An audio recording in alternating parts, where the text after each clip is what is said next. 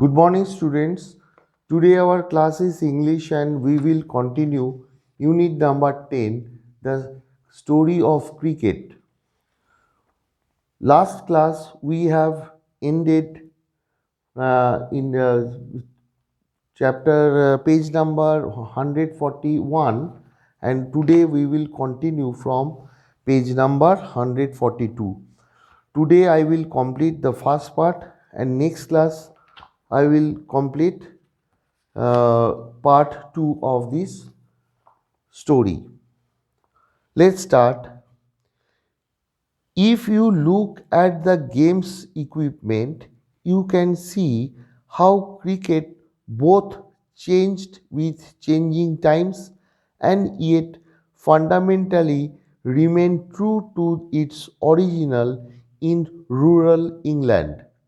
Cricket's most important tools are all made of natural pre-industrial materials.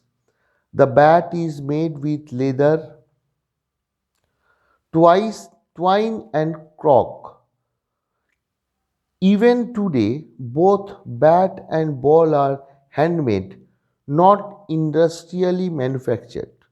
The material of the bat changed slightly over time.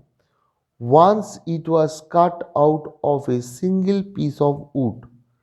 Now it consists of two pieces.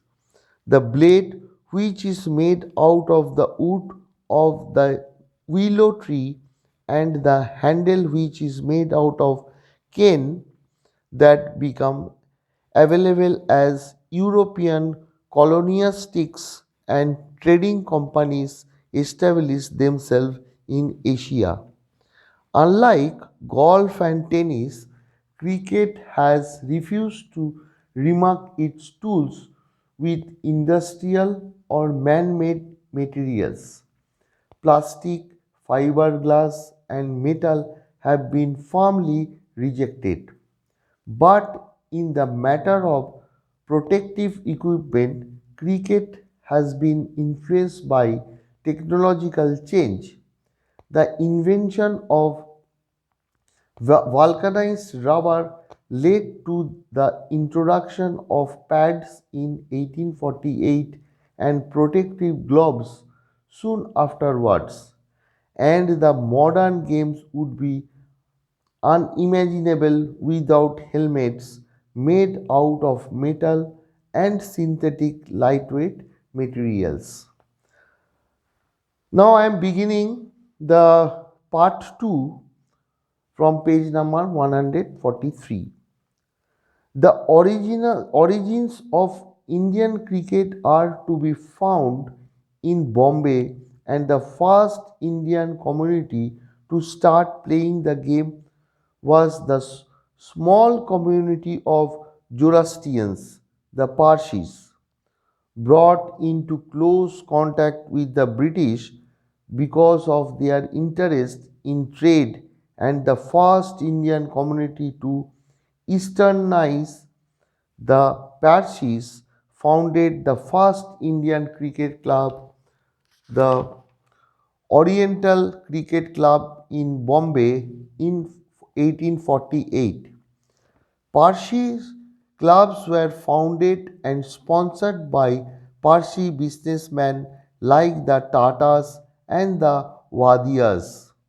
The white cricket elite in India offered no help to enthusiastic Parsis.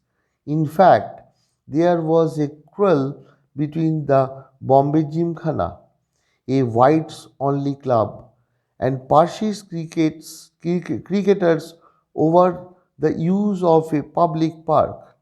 The Parsis complained that the park was left unfit for cricket because the polo ponies of the Bombay Gymkhana dug up the surface. When it was became clear that the colonial authorities were prejudiced in favor of their white competitors, the Parsis built their own gymkhana to play cricket in. The rivalry between the Parsis and the Bombay Gymkhana had a happy ending for these pioneers of Indian cricket. A Parsi team beat the Bombay Gymkhana at cricket in 1889, just 4 years after the foundation of the Indian National Congress in 1885, an organization that was lucky to have amongst its early leaders the great Parsi statesman and intellectual Dadabhai Navroji. Modern cricket is dominated by test and one-day internationals played between national teams. The players who become famous, who live on in the memories of cricket's public, are those who have played for their country. The players Indian fans remember even now are those who were fortunate enough to play Test cricket. C.K. Naidu, an outstanding Indian batsman of his time, lives on in the popular imagination when some of his great contemporaries like Palwankar Vittal and Palwankar Balo have been forgotten. Even though Naidu was past his cricketing prime when he played for India in its first test matches against England starting in 1932. His place in Indian cricket history is assumed because he was the country's first test captain. India entered the world of Test cricket in 1932, a decade and a half before it became an independent nation. This was possible because, go to next page, Test cricket form from its origin in 1877 was organized as a contest between different parts of the British Empire, not sovereign nation.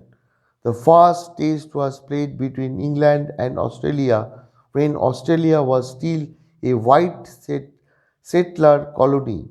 Similarly, the small countries of the Caribbean that together make up the West Indies team were British colonies till well after the Second World War. Here, the second part is completed. Third part I will study next class. Okay? See you in next class. Thank you.